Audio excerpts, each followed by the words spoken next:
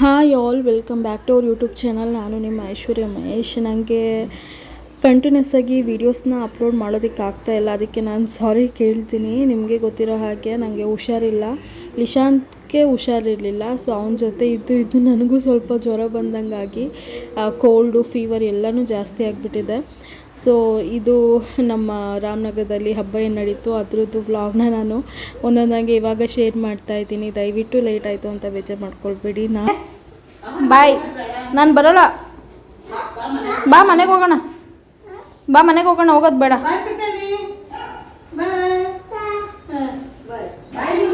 ಬಾ ಲೀಶು, ಬಾ ಹೋಗೋಣ, ಮನೆಗೆ ಹೋಗೋಣ, ಬಾ. ನಡೀರಿ, ಆಯಿತು. ಹಾಯ್ ಮಾಡಿ. ನಿಶುಮ ಹಿಡ್ಕೋ, ಮೆಟ್ಲು ಹಿಡ್ಕೊಳ್ಳಿ, ಬೀಳ್ತೀರಾ. ಚಿಕ್ಕಿ ಕಡಿತವನೆ, ಚಿಕ್ಕಿ ಚಿಕ್ಕಿ ಚಿಕ್ಕಿ ಮುಂದೆ ಹೋಯ್ತವಳೆ. ಬಾ ನಿಧಾನ ಹೋಗು. ಮಳೆ ಬರ್ತಿತ್ತು ಅಂತ ಆಟೋದಲ್ಲಿ ಬಂದು ಆಟೋ ಹೊತ್ಕೊಂಡ ತಕ್ಷಣ ಮಳೆನೇ ನಿಂತೋಯ್ತು. ಛತ್ರಿಗೂ ವೇಸ್ಟ್ ಈಗ. ಸೊ ಇವಾಗ ನಮ್ಮಮ್ಮ ಮತ್ತು ನಮ್ಮ ಆಂಟಿ ಇಬ್ಬರೂ ಸೀರೆ ಬ್ಲೌಸ್ ಸ್ಟಿಚ್ ಹಾಕ್ಸೋದಕ್ಕೆ ಅಂತ ಬಂದಿದ್ದಾರೆ, ಹೊಲಿಸೋದಕ್ಕೆ.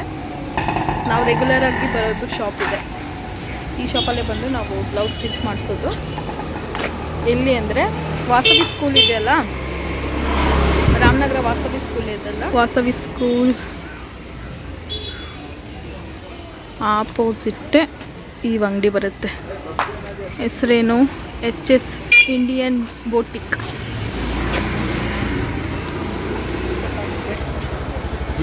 ವರಮಹಾಲಕ್ಷ್ಮಿ ಹಬ್ಬಕ್ಕೆ ನಮ್ಮ ಆಂಟಿ, ನನ್ನ ತಂಗಿ, ನಮ್ಮಮ್ಮ ಎಲ್ಲರೂ ಸೀರೆ ತೊಗೊಂಡಿದ್ರಲ್ವಾ. ಸೊ ಆ ಸೀರೆನ ನಾನು ಇಲ್ಲಿ ಬ್ಲೌಸ್ ಸ್ಟಿಚ್ ಮಾಡಿಸ್ತೀನಿ, ಅಲ್ಲಿಗೆ ಬಂದು ಸ್ಯಾರಿ ಬ್ಲೌಸ್ನೆಲ್ಲ ಸ್ಟಿಚ್ ಮಾಡಿಸೋದಕ್ಕೆ ಅಂತ ಕೊಡ್ತಾಯಿದ್ರು. ತುಂಬ ಚೆನ್ನಾಗಿ ಸ್ಟಿಚ್ ಮಾಡಿಕೊಡ್ತಾರೆ.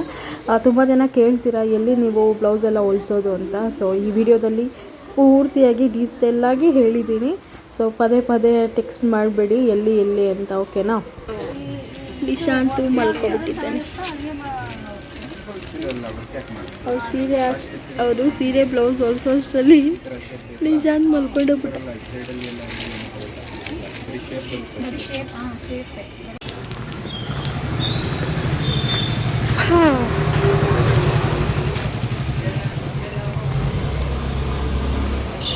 ತಲೆ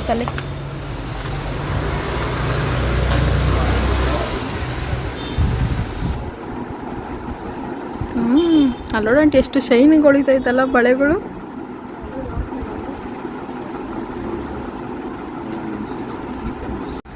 ಲಕ್ಷ್ಮಿ ನೋಡಿ ಚೆನ್ನಾಗಿದೆ.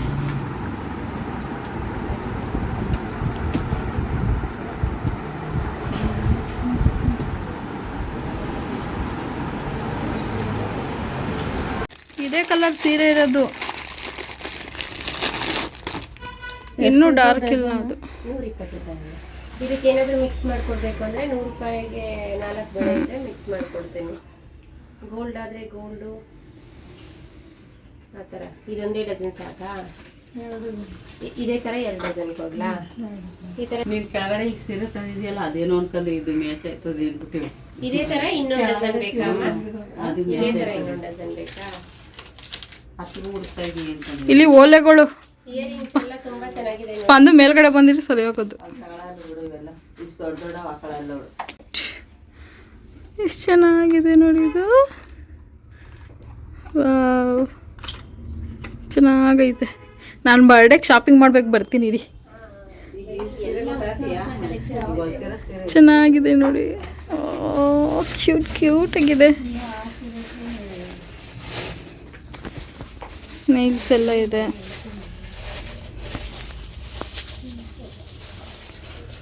ನೈಲ್ಸ್ ಎಕ್ಸ್ಟೆನ್ಷನ್ಸ್, ಕ್ಲಿಪ್ಸು, ಸಣ್ಣ ಕ್ಲಿಪ್ಸು ಈ ರೀತಿ ನೋಡಿ. ಇದು ಕೊರಿಯನ್ ಕ್ಲಿಪ್ಸು, ಕ್ಯೂಟ್ ಆಗಿದೆ ಮಾತ್ರ.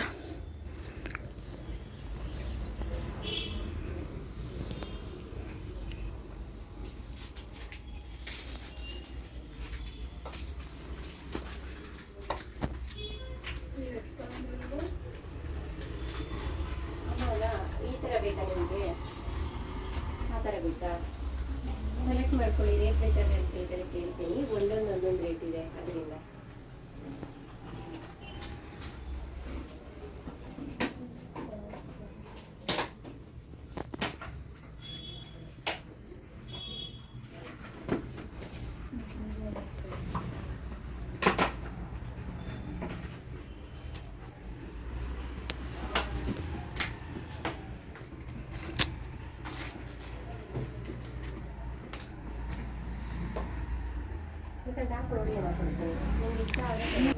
ಸಖತ್ತಾಗೈತೆ ಗೈಸ್. ನನಗೆ ನೋಡಿದ ತಕ್ಷಣ ಇಷ್ಟ ಆಯ್ತು ಇವೆಲ್ಲ.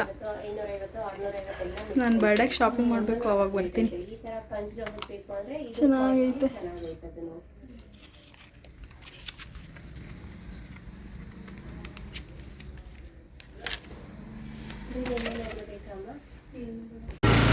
ಮಳೆ ಬರ್ತಿದೆ ಗೈಸ್. ಒಂದು ತಾವು ಕೂತಿದ್ದೀವಿ. ಏನು ಮಳೆ ಮಳೆ, ಹಬ್ಬದ ಟೈಮ್ಗಳಲ್ಲೂ ಮಳೆಗಳು. ಲಿಶಾಂತ್ ಎದ್ದಿದ್ದಾನೆ ಲಿಶಾಂತ್. ಚಾಚಿ ಮಾಡ್ತಿದ್ದ ಲಿಶು ಎದ್ಬಿಟ್ಟ. ನನ್ನ ಮಗ ಎದ್ಬಿಟ್ಟ.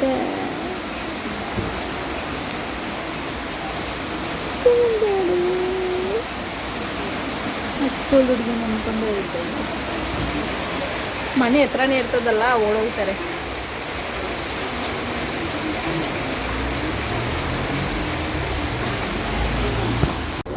ಮಳೆ ನಿಲ್ತು, ನಡ್ಕೊಂಡು ಹೋಗ್ತಾ ಇದ್ದೀವಿ.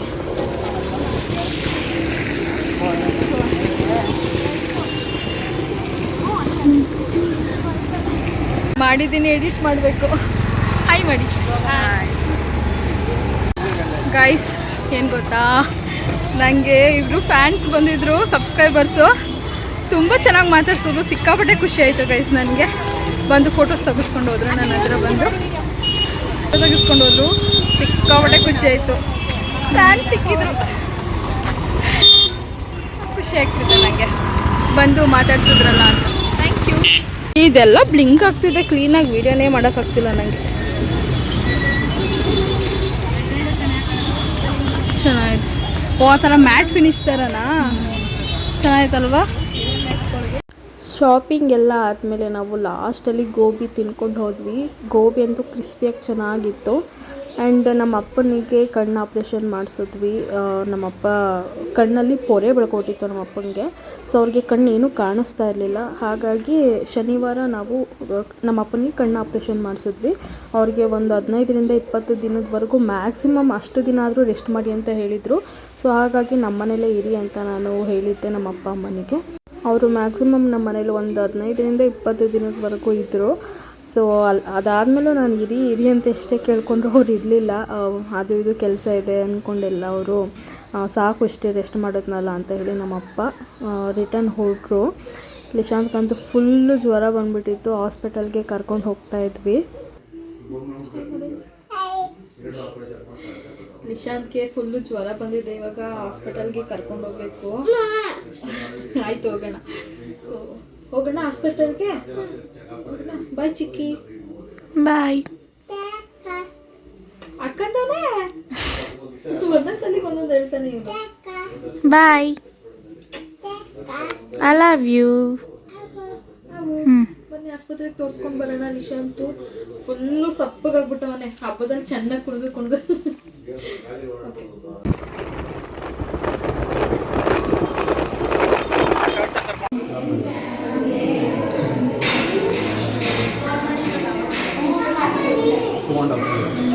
ಹೆಂಗಪ್ಪ ಲಿಶು?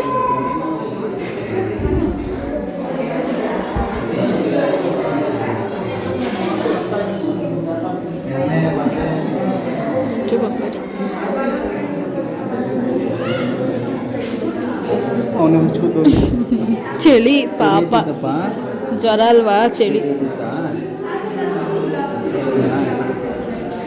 ಲಿಶುಗೆ ಜ್ವರ ಬಂದಿರೋದಕ್ಕೆ ಅವನು ತುಂಬ ಸಪ್ಪಗಾಗ್ಬಿಟ್ಟಿದ್ದ. ಎಷ್ಟು ಆ್ಯಕ್ಟಿವ್ ಆಗಿದ್ದ ಅಂದರೆ ಹಬ್ಬದ ದಿನ ಅವ್ನು ಜಾಸ್ತಿಯಾಗಿ ಓಡಾಡಿ ಆ್ಯಂಡ್ ಸ್ವಲ್ಪ ಮಳೇಲಿ ನೆಂದುಬಿಟ್ಟೆ. ನಾನು ಕೂಡ ಮಳೇಲಿ ನೆಂದೆ. ಲಿಶಾನ್ಗೆ ಹಾಸ್ಪಿಟಲಿಂದ ತೋರಿಸ್ಕೊಂಡು ಬಂದಮೇಲೆ ನಾನು ರಾತ್ರಿ ಮಲ್ಕೊಬಿಟ್ಟೆ. ನನಗೂ ಹುಷಾರು ತಪ್ಪಿಡ್ತು. ನೆಗಡಿ ಜ್ವರ ಯಾಕೆ ಹೇಳ್ತೀರಾ, ಇಷ್ಟು ದಿನ ಆದರೂ ಹೋಗ್ತಾನೆ ಇಲ್ಲ. ತುಂಬ ಜ್ವರ ಬಂದುಬಿಟ್ಟಿತ್ತು ನನಗಂತೂ. ಲಿಶಾನ್ಗೆ 102 ತೋರಿಸ್ತಾ ಇದೆ ಅವನಿಗೆ ಫೀವರು. ನನಗೂ ಅಷ್ಟೇ ಬಂದಿತ್ತು. ಸೊ ಇದು ಈ ಥರ ಇದೆ, ಹೆವಿ ಜ್ವರ ಇದೆ ಅಂತ. ಮ್ಯಾಕ್ಸಿಮಮ್ 94 ಅಥವಾ 95 ಇರಬೇಕು, ಅದು ನಾರ್ಮಲ್ ಅಂತ.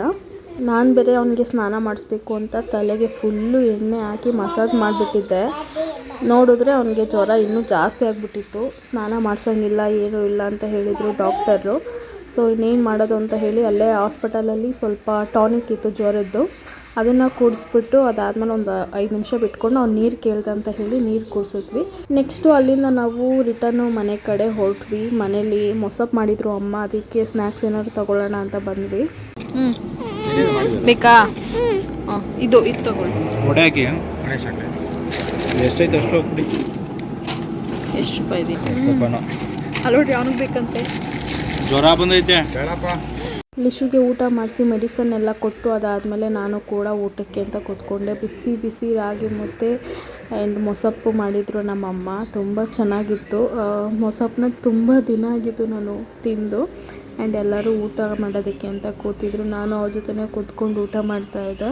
ಒಂದು ಸಲ ಜ್ವರ ಬಂತು ಅಂತ ಹೇಳಿದ್ರೆ ಮನೇಲಿ ಯಾವ ಕೆಲಸನೂ ಆಗೋದಿಲ್ಲ, ಏನಂದರೆ ಏನೂ ನಡೆಯೋದಿಲ್ಲ ಅಂತಲೇ ಹೇಳ್ಬೋದು. ಪಾಪ ನಮ್ಮ ಅಮ್ಮನೇ ಎಲ್ಲ ಮಾಡ್ತಾಯಿದ್ರು. ಲಿಶಾಂತ್ಗೆ ಹುಷಾರಿಲ್ವಲ್ಲ, ಅದಕ್ಕೆ ಕಾರ್ಲಂಜ್ ಹಾಕ್ತಾ ಇದ್ದಾರೆ ನಮ್ಮಮ್ಮ. ಇದು ತೊಪ್ಪೆ ಇರೋ ಒಂದು ತಟ್ಟೆಗೆ ತೊಪ್ಪೆ ಮತ್ತು ನೀರು ಹಾಕ್ಕೊಂಡು ಮಿಕ್ಸ್ ಮಾಡಿಕೊಂಡು ಸ್ವಲ್ಪ ವೈಟ್ ರೈಸು ಹಾಕ್ಕೊಂಡಿದ್ದಾರೆ ಲಿಶಿಗೆ ಅಲ್ವಾ?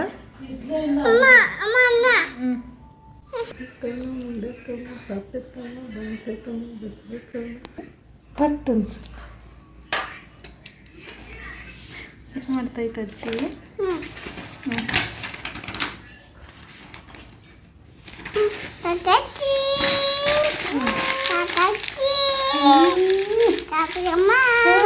ಕಾಪರಮ್ಮ ಏನು ಕಾಪಾಡಬೇಕು? ಅಲ್ಲೇ ಮಗ್ಗ ಹೋಗಿ ಕೂತಾನಿ.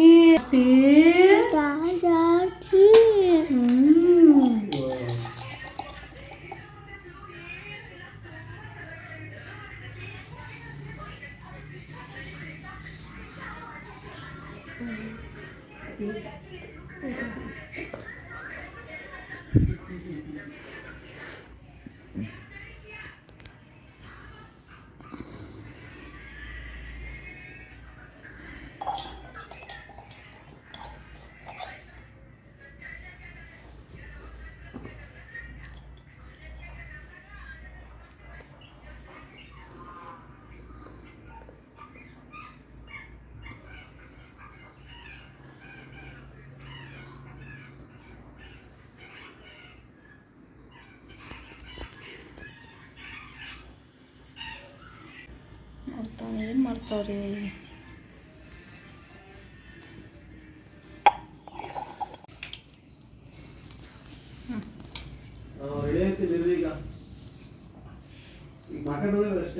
ಡೈರಿ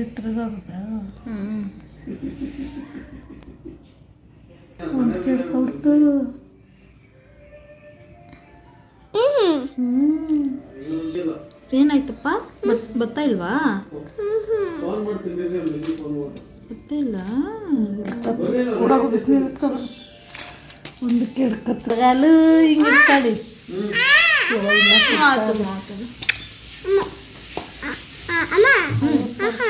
ಚಪ್ಲಿ ಬರ್ತಾ ಇಲ್ಲ, ಅದು ಕಲ್ಲಿನ ತಗೊಂಡ್ಬಿಡ್ತೀನಿ. ಚಪ್ಲಿ ಹಳೇದ ಎತ್ಕ ಬಾಯಲ್ಲಿ ಹೋರಿ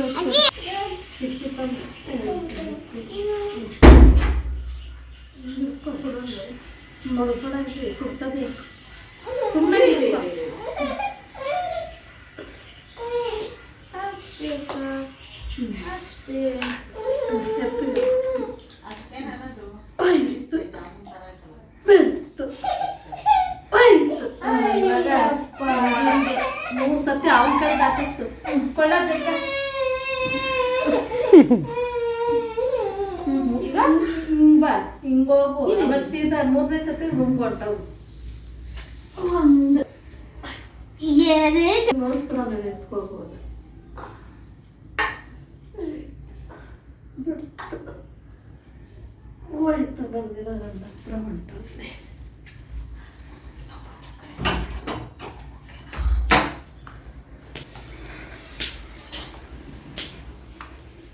ನಾನು ಹಬ್ಬಕ್ಕೆ ಕರ್ಸ್ಕೊಂಡಿರೋರನ್ನ ಮ್ಯಾಕ್ಸಿಮಮ್ ಒಂದು ವಾರ ತನಕ ಇರಿಸ್ಕೊಂಡಿದ್ದೆ, ನಮ್ಮ ಆಂಟಿ, ನಮ್ಮ ಅಂಕಲ್ ಮತ್ತು ನಮ್ಮ ಸ್ಪಂದ ಅವ್ರನ್ನೆಲ್ಲ. ಸೊ ಅವ್ರು ಇನ್ನೇನು ಹೊರಡ್ತೀನಿ ಅಂತ ಹೇಳಿದರು ಸೋಮವಾರ. ಅದಕ್ಕೆ ನಾನು ಭಾನುವಾರ ಬಂದು ಫಿಶನ್ನು ತರಿಸಿದ್ದೆ. ಅಮ್ಮನೇ ಫಿಶ್ ಸಾಂಬಾರೆಲ್ಲ ಮಾಡಿದರು. ಸೊ ತುಂಬ ಚೆನ್ನಾಗಿತ್ತು ಸಾಂಬಾರು. ಮಾರ್ನಿಂಗ್ ಎದ್ದು ಎಲ್ಲ ಅವ್ರವ್ರ ಮನೆಗೆ ಹೊರಟು. ಭಾನುವಾರ ಅಲ್ವಾ, ಫಿಶ್ ತಂದಿದ್ರು ಮಹಿ. ಸೊ ಫಿಶ್ ಸಾಂಬಾರು, ಬಿಸಿ ಬಿಸಿ ಮುದ್ದೆ, ರೈಸು. ಇವಾಗ ಊಟ ಮಾಡಬೇಕು. ಇಶಾಂಕ್ ಊಟ ಮಾಡಿಸ್ದೆ. ಅವನಿಗೆ ನಿಮ್ಮದು ದೃಷ್ಟಿ ತೆಗ್ಸಿದ್ವಲ್ವಾ, ಅದಾದಮೇಲೆ ಇಶಾಂಕ್ಗೆ ಊಟ ಮಾಡಿಸ್ದೆ. ಈಗ ನಾನು ಊಟ ಮಾಡಬೇಕು. ಸೊ ಎಲ್ಲರಿಗೂ ಊಟ ಆಯಿತು. ನಾನೊಬ್ಬಳು ಬಾಕಿ ಇದ್ದೆ. ಈಗ ನಾನು ಊಟ ಮಾಡ್ತೀನಿ ಅಷ್ಟೇ ಗೈಸ್. ನಿಶಾಂತ್ಗೆ ಸ್ವಲ್ಪ ಇನ್ನೂ ಜ್ವರ ಇದೆ. ಟಾನಿಕ್ ಹಾಕ್ತಾನೇ ಇದ್ದೀನಿ ನಾನು. ಮೆಡಿಸನ್ಸ್ ಏನೆಲ್ಲ ಬರ್ಕೊಟ್ಟಿದ್ರು ಅದನ್ನೆಲ್ಲ ಕೊಡ್ತಾನೇ ಇದ್ದೀನಿ. ಬಟ್ ಬೇಗ ಒಂದಿನಕ್ಕೆಲ್ಲ ಕ್ಯೂರ್ ಆಗಲ್ಲ ಅಲ್ವಾ ಜ್ವರ ಎಲ್ಲ. ಸೊ ನೋಡೋಣ ಇನ್ನು ಎಷ್ಟು ದಿನ ತಗೊಳುತ್ತೆ ಅಂತ. ಮಕ್ಳಿಗೆ ಜ್ವರ ಬಂತು ಅಂದರೆ ಕೈ ಕಾಲೇ ಆಡಲ್ಲ, ಹಂಗಾಗ್ಬಿಟ್ಟತ್ತೆ.